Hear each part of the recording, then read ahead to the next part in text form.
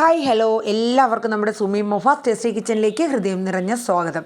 അപ്പോൾ നമ്മുടെ നാളെ വരാനിരിക്കുന്ന നമ്മുടെ മഴ തോരും മുമ്പ് സീരിയലിൻ്റെ പുതിയ വിശേഷങ്ങൾ എന്തൊക്കെയാണെന്ന് കേട്ടാലോ. അപ്പോൾ എല്ലാവരും നമ്മുടെ വീഡിയോസ് കേൾക്കുന്നതിനോടൊപ്പം തന്നെ ഒന്ന് ലൈക്ക് അടിക്കാനും നമ്മുടെ ചാനൽ ആദ്യമായിട്ടാണ് കാണുന്നതെങ്കിൽ ഒന്ന് സബ്സ്ക്രൈബ് ചെയ്യാനായിട്ട് മറന്നു പോകരുത് കേട്ടോ. അപ്പോൾ നമുക്ക് വിശേഷത്തിലോട്ട് കടന്നാലോ. അങ്ങനെ നമ്മുടെ രോഹിത്തും അലീനയും കൂടെ ശരണ്യയുടെ വീട്ടിലൊക്കെ പോയിട്ട് തിരിച്ചു വരെയാണ്. അപ്പോൾ കൃഷ്ണമോളെ കൊണ്ടുപോയില്ല എന്നും പറഞ്ഞ് കൃഷ്ണമോൾ വലിയ ഗർവമായിട്ടിരിക്കുകയാണ് കേട്ടോ. അപ്പോൾ കൃഷ്ണമോൾ മുഖത്ത് പോലും നോക്കണ്ട അലീനയുടെ രോഹിത്തിൻ്റെ. അപ്പോൾ അവർ അങ്ങോട്ടും ഇങ്ങോട്ടൊക്കെ ഹലോ എന്നൊക്കെ വിളിച്ചു നോക്കി. എവിടെ ഭയങ്കര ദേഷ്യത്തിലിരിക്കുകയാണ്. കാര്യം വേറൊന്നുമില്ല, ഒന്ന് പറഞ്ഞിട്ട് പോകാൻ പാടില്ല എന്നുള്ളതായിരുന്നു കൃഷ്ണമോളുടെ സങ്കടം. അങ്ങനെ കാര്യങ്ങളൊക്കെ അവർ രണ്ടുപേരും കൂടെ പറഞ്ഞു. അപ്പോൾ അലീന പറഞ്ഞു, മോളെ വേറൊന്നുമല്ല, ശരണ്യയുടെ അടുത്ത് കൊണ്ടുപോയിട്ട് രോഹിത്തിന് ഒന്ന് മാപ്പ് പറയിപ്പിക്കണം, അതായിരുന്നു എൻ്റെ ഉദ്ദേശം, അല്ലാണ്ട് വേറെ ഒരു ഇതായിട്ട് പോയതോ ഒന്നുമല്ല. അപ്പോൾ ഇനി ഒരിക്കൽ പോകുമ്പോൾ മോളെ കൊണ്ടുപോവാം എന്നൊക്കെ പറഞ്ഞപ്പോഴേക്കും നമ്മുടെ പിന്നെ കൃഷ്ണമോൾക്ക് ഒരു ഇച്ചിരി സന്തോഷമൊക്കെ വന്നു. പിന്നീട് പതുക്കെ കാര്യങ്ങളൊക്കെ പറഞ്ഞ് അലീന മനസ്സിലാക്കി കൊണ്ടുപോയാണ്. അങ്ങനെ കൃഷ്ണമോൾ കോംപ്രമൈസായി അകത്തോട്ടൊക്കെ പോവാണ്. അപ്പോഴേക്കും നമ്മുടെ ബാലചന്ദ്രൻ വരെയാണ്. ആഹാ, നിങ്ങളെത്തിയോ മോളെ, പോയിട്ട് എന്തെങ്കിലും പ്രശ്നം ഉണ്ടായിരുന്നോടി? ഒരു പ്രശ്നമില്ല, അതെ കൊണ്ടുപോയതുപോലെ രോഹിത് ബാലചന്ദ്രനെ തിരിച്ചു കൊണ്ടുവന്നിട്ടുണ്ട് കേട്ടോ എന്നിങ്ങനെ പറയാം. അപ്പോഴേക്കും ബാലചന്ദ്രൻ പറഞ്ഞു, നീയല്ലേ കൊണ്ടുപോയിക്കണേ, പിന്നെ പേടിക്കേണ്ട കാര്യമുണ്ടോ എന്നിങ്ങനെ പറഞ്ഞു. അച്ഛൻ ഞങ്ങൾ പോയി അവരുടെ എല്ലാവരുടെ മുമ്പിൽ വെച്ച് രോഹിത് മനസ്സ് തുറന്ന് തന്നെ അവൻ എല്ലാവരോടും മാപ്പ് പറഞ്ഞു എന്നൊക്കെ പറഞ്ഞു കേട്ടോ. അപ്പോഴേക്കും രോഹിത് പറഞ്ഞു, അതെന്തായാലും നന്നായി മോളെ, കാരണം എന്തായാലും അവൻ അവിടെ പോയി എന്നുള്ളതൊരു തെറ്റ് തന്നെയാണ്. അപ്പോൾ അവിടെ പോയി, അപ്പോൾ ആ ഒരു തെറ്റ് അവരുടെ മനസ്സിലൊരു കരട് പോലെ അത് കിടക്കും. അപ്പോൾ എല്ലാവരുടെയും മുമ്പിൽ അവനത് ആ മനസ്സ് തുറന്നൊന്ന് ക്ഷമ പറയുന്നത് കൊണ്ടൊരു തെറ്റുമില്ല എന്ന രീതിയിൽ ബാലചന്ദ്രനും പറഞ്ഞു കേട്ടോ. അങ്ങനെ കാര്യങ്ങളൊക്കെ ഏകദേശം നല്ല രീതിയിൽ തന്നെ ശരണ്യയുടെ വീട്ടിൽ പോയതും എല്ലാവർക്കും ഒരുവിധ സന്തോഷമായി. രോഹിത്തിൻ്റെ മനസ്സിനും ഒരു വലിയൊരു ഭാരം മാറിപ്പോയതുപോലെയുള്ള ഒരു ഫീലിങ്സൊക്കെ ആയിരുന്നു. അത് കഴിഞ്ഞ് പിന്നെ കാണിക്കുന്നത് നമ്മളെ കൈതക്കൽ മാളിക വീട്ടാണ്. നമ്മുടെ കമലയ്ക്ക് അടുത്ത പ്രശ്നം. ഇത്രയും ദിവസം പിള്ളേർ ഇവിടെ 2 ദിവസം നിന്നപ്പോഴായിരുന്നു കമലയ്ക്ക് ഇതിനെ എല്ലാത്തിനെയും കൂടെ എന്ത് ചെയ്യും, എല്ലാം കൂടെ ഇങ്ങനെ വന്ന് കുടിയേറി പാർക്കണമല്ലോ എന്നുള്ളൊരു ഇതൊക്കെയായിരുന്നു. അടുത്ത ശിവശങ്കറിൻ്റെ ചെവിയിലോട്ട് ചെല്ലുകയാണ്, അതെ ഈ വൈജയന്തി പോകാനെന്നുള്ള ഉദ്ദേശമൊന്നും ഇല്ലേ? അപ്പം ശിവശങ്കരൻ ചോദിച്ചു, നീ നേരിട്ട് പോയി ചോദിച്ചു നോക്കുക. അല്ല, ഇന്നോ 2 ദിവസത്തിനകത്ത് ഞാൻ വീട് വാടകയ്ക്ക് എടുക്കുമെന്നോ എന്തൊക്കെയോ ഇവിടെ കിടന്ന് പറയണ കേട്ടുമല്ലോ, അതുകൊണ്ട് ഞാൻ ചോദിച്ചതാ എന്നിങ്ങനെ പറഞ്ഞു. അപ്പോഴേക്കും നമ്മുടെ ശിവശങ്കരൻ പറഞ്ഞു, അതെ നിനക്ക് എന്താണ് പ്രശ്നം? ഇത്രയും ദിവസം കുട്ടികൾ പോയി കഴിഞ്ഞു, നിൻ്റെ പ്രശ്നം അതായി. ഇപ്പം നിനക്ക് എന്താണ് പ്രശ്നം? അതെ, നിങ്ങളുടെ അമ്മയ്ക്കും നിങ്ങളുടെ പെങ്ങൾക്കും ഒക്കെ വെച്ച് വിളമ്പി 3-4 നേരം കൊടുക്കാനൊന്നും എന്നെ കൊണ്ട് പറ്റില്ല, എനിക്കതിന് സാധിക്കില്ല എന്ന് പറഞ്ഞു. അപ്പോഴേക്ക് ശിവശങ്കരൻ പറഞ്ഞു, ഇതേ കമലെ, എനിക്കല്ലെങ്കിൽ തന്നെ തലയ്ക്ക് ഭ്രാന്ത് പിടിച്ചിരിക്കുകയാണ്, നീ ഓരോ ഈ കുരിപ്പും കുഞ്ഞായ്മയായിട്ട് നീ ഇങ്ങനെ വരാനായിട്ട് നിൽക്കല്ലേ കമലെ, എനിക്ക് തലയ്ക്ക് ഒരു ഭ്രാന്ത് പിടിക്കുക, എന്നും പോകാവോ? എന്നിട്ട് വീണ്ടും കമല ഇങ്ങനെ ഓരോന്ന് പറഞ്ഞുകൊണ്ടിരിക്കുകയാണ്. അല്ല, ഇതിനൊരു തീരുമാനം വേണ്ടേ, എന്താ ചെയ്യേണ്ടത് എന്നുള്ള രീതിയിലൊക്കെ. ലാസ്റ്റ് ശിവശങ്കരൻ പറഞ്ഞു, ഒരു കാര്യം ചെയ്യാം, നിനക്കിപ്പോൾ അവർക്ക് അമ്മയ്ക്കും അല്ലെങ്കിൽ എൻ്റെ പെങ്ങൾക്കും ഫുഡൊക്കെ ഉണ്ടാക്കി വിളമ്പി കൊടുക്കണം എന്നുള്ളതാണല്ലോ നിൻ്റെ പരാതി. നീ ഒരു കാര്യം ചെയ്യ്, നീ രാമപുരത്തേക്ക് കുറച്ച് ദിവസത്തേക്ക് പോയി നിൽക്കുക, ഞാൻ ഇവിടെ ഏതായാലും ഒരു സർവൻറ്റിനെ ആക്കാം, ഞാൻ പൈസ കൊടുക്കണമെന്നല്ലേ ഉള്ളൂ, അപ്പോൾ പിന്നെ പ്രശ്നം തീർന്നല്ലോ എന്ന് ചോദിച്ചു. അപ്പോഴേക്കും കമലയ്ക്ക് അങ്ങോട്ട് ദേഷ്യം വന്നു. ഓഹോ, എന്നെ അടിച്ച് പുറത്താക്കിയിട്ട് നിങ്ങൾക്കും നിങ്ങളുടെ കുടുംബക്കാർക്കും വിളയാടാനായിരിക്കും എന്ന രീതിയിൽ കമല അങ്ങോട്ട് പറയണ്. ലാസ്റ്റ് ശിവശങ്കരന് നിവർത്തിയില്ല. ശിവശങ്കരൻ പറഞ്ഞു, എൻ്റെ പൊന്ന് കമലേ, നിൻ്റെ കാല് പിടിക്കാം, എനിക്കൊരു ഇച്ചിരി സമാധാനം നീ തരാവോ എന്ന് പറഞ്ഞുകൊണ്ട് ശിവശങ്കരൻ പോവാണ്. പിന്നെ നിനക്ക് വല്ല പരാതി പെട്ടിയൊക്കെ ഉണ്ടെങ്കിൽ നീ നേരെ വൈജയന്തി അപ്പുറത്ത് കിടപ്പുണ്ട്, പോയി അവളുടെ അടുത്ത് പറയുമെന്ന് പറഞ്ഞു. അപ്പോഴേക്കും കമല നിന്ന് പുറകെയാണ്, എന്തെങ്കിലും ഇങ്ങേരുടെ അടുത്ത് പറയാൻ പോയ നേരെ എന്നെ പറഞ്ഞാൽ മതി എന്നുള്ള രീതിയിൽ കമല പുറത്തുകൊണ്ടിരിക്കുകയാണ്. ഇതേ സമയം തന്നെ നമ്മുടെ നെടുമ്പുരയ്ക്കൽ നമ്മുടെ അലീന ബാലചന്ദ്രനുമായിട്ടൊന്ന് സംസാരിക്കുകയാണ്. കാര്യം വേറൊന്നുമില്ല, ബാലചന്ദ്രൻ്റെ അടുത്ത് പറയുന്നുണ്ട്, അച്ഛാ ഞാൻ ഇവിടെ നിന്ന് പോകാനായിട്ട് എന്നെ തീരുമാനിക്കുകയാണ്, കാരണം ഞാൻ ഇവിടെ നിൽക്കുന്നത് എല്ലാവർക്കും ഒന്നും അത്ര വലിയ ഇഷ്ടമല്ലല്ലോ അച്ഛാ, പിന്നെ ഞാൻ കാരണം അതൊരു ബുദ്ധിമുട്ടാകണ്ട എന്ന് കരുതിയിട്ട്. അപ്പം ബാലേന്ദ്രൻ ചോദിച്ചു, അല്ല കുറച്ച് ദിവസമായിട്ട് നീ പറയുന്നുണ്ട് നീ പോകുന്നു എന്നൊക്കെ, ആയിക്കോട്ടെ, ഞാൻ നിൻ്റെ ആരാന്ന് ചോദിക്കും. അപ്പോൾ അലീന പറയും എൻ്റെ അച്ഛനാണെന്ന് പറയും. ആണോ, നിനക്ക് ഞാൻ എൻ്റെ മക്കളെപ്പോലെ സ്നേഹിച്ച് എൻ്റെ മക്കൾക്കുള്ളതുപോലെ കൊടുക്കുന്ന വാത്സല്യവും സ്നേഹവും ഭക്ഷണവും ഒക്കെ നിനക്ക് ഞാൻ തരുന്നുണ്ട്. പിന്നെ എന്ത് അർത്ഥത്തിലാണ് നീ ഇവിടം വിട്ട് പോകുന്നു എന്ന് പറയണത്? അപ്പം നിൻ്റെ കൂടെപ്പിറപ്പുകളോ അച്ഛനെയോ ഒന്നും വേണ്ടേന്ന് ചോദിച്ചു.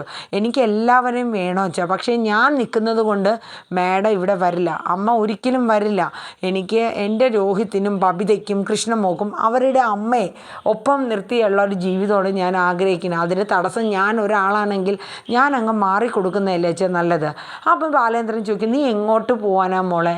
ഈ കുടുംബം ഒരമ്മയെ പോലെ അല്ലെങ്കിൽ ഒരു ചേച്ചിയെ പോലെ എന്ന രീതിയിൽ എൻ്റെ 3 മക്കൾക്കും അവർക്ക് വേണ്ടുന്ന എല്ലാ നന്മകളും പറഞ്ഞു കൊടുത്ത് അവരെ നേർവഴിക്ക് നയിച്ച് നീ കൊണ്ടുവന്ന ആൾ നീയല്ലേ. നീ ഈ വീട് വിട്ട് പോകാൻ നിനക്ക് എങ്ങനെ തോന്നുന്നു അലീന എന്ന് ബാലേന്ദ്രൻ ചോദിക്കണേ. പോണോ അച്ഛാ? അപ്പോൾ ബാലേന്ദ്രൻ ചോദിക്കണം, നീ എങ്ങോട്ടാണ് പോണേ? അതെനിക്കറിയില്ല, ഇതല്ലെങ്കിൽ വേറൊരു ജോലി എന്തെങ്കിലും തേടി പോണോ അച്ഛാ? കാര്യം എന്ന് വെച്ചാൽ ഞാനത് മനസ്സുകൊണ്ട് ആഗ്രഹിക്കുന്നു. കാരണം ഈ കുടുംബം ഞാൻ ഒരാൾ കാരണം അത് ചിന്ന ഭിന്നമായി പോകുന്നത് എനിക്ക് ഒരിക്കലും സഹിക്കാൻ പറ്റില്ല. ഞാൻ ആരെയാണോ കാണാൻ വന്നത് ആ ആളെ കണ്ടു, ആളെ കൂടെ തന്നെ കുറേ നാൾ ജീവിച്ചു, മതി, സാരമില്ല. എനിക്ക് ആ ഒരു ജീവിതം തന്നെ എന്നെ സംബന്ധിച്ച് 10-22 വർഷത്തോളം എനിക്ക് കിട്ടാതിരുന്ന ഒരു ഭാഗ്യമല്ലേ വെച്ചാൽ അത്. എൻ്റെ കൂടപ്പിറപ്പുകളെ കാണാൻ പറ്റി, അവരുടെ സ്നേഹം തിരിച്ചറിയാൻ പറ്റി, എനിക്കൊരു അച്ഛനെ കിട്ടി. എൻ്റെ അച്ഛൻ തന്ന സ്നേഹവും വാത്സല്യവും ഒക്കെ എനിക്കറിയാം. എത്രത്തോളം അതിന് വിലയുണ്ടെന്ന് എനിക്കറിയാം. ഒടുവിൽ ബാലചന്ദ്രന് ദേഷ്യം വരണം. ആയിക്കോട്ടെ, ഉറക്കെയാണ് ബാലചന്ദ്രൻ സംസാരിക്കുന്നത്. ഈ സമയത്ത് ഹോളിൽ ഇരുന്ന് നമ്മുടെ രോഹിത്തും ബബിതയും കൃഷ്ണമോളും കൂടെ സംസാരിച്ചുകൊണ്ടിരിക്കുകയാണ്. അതായത് അമ്മ ഇങ്ങോട്ട് വരണമെങ്കിൽ അലീന ചേച്ചി ഇവിടെ പാടില്ല എന്നുള്ളതാണ് കണ്ടീഷൻ. അപ്പോൾ ബബിത പറയും, അതെങ്ങനെ ശരിയാവും? അലീന ചേച്ചീനെ ഇവിടെ നിന്ന് പറഞ്ഞു വിട്ടാൽ അത് നമുക്ക് പറ്റുമോ? അച്ഛൻ്റെ മോളല്ലേ. അപ്പോഴേക്കും നമ്മുടെ രോഹിത്ത് പറയും, അതെ, അലീന ചേച്ചി അച്ഛൻ്റെ മകളല്ലയോ? ബബിതയെ സംബന്ധിച്ച് അതൊരു പുതിയ അറിവാണ്. കൃഷ്ണമോൾ ഇതൊന്നും മിണ്ടാണ്ട് ഇങ്ങനെ കേട്ടുകൊണ്ടിരിക്കുകയാണ്. അതെ, എൻ്റെ കോളേജിലെ ഫാദറിനെ കാണാൻ പോയപ്പോൾ ചേച്ചി അച്ഛൻ്റെ കൂടെ പറഞ്ഞതാണ് ബാലചന്ദ്രൻ എൻ്റെ ഫാദർ അല്ല എന്നുള്ള കാര്യം. അപ്പോഴേക്കും ബബിത പെട്ടെന്ന് ഷോക്കാവുകയാണ്. അല്ലെന്നോ? അപ്പോൾ എന്നിട്ട് രോഹിത് പറയുന്നത്, പക്ഷേ ഈ കുടുംബത്തിലെ നമ്മുടെ നമ്മളും അലീന ചേച്ചിയും ഒരേ രക്തബന്ധം തന്നെയാണെന്നാണ് പറയുന്നത്. അപ്പോൾ ബബിത ചോദിച്ചു, എന്തൊക്കെ രോഹിയായിട്ടാണ് പറയണത്? അച്ഛൻ്റെ മകളല്ല എന്ന് പറയുന്നു, എന്നാൽ ഒരേ രക്തബന്ധമാണെന്നും പറയുന്നു. അതെങ്ങനെ ശരിയാവും?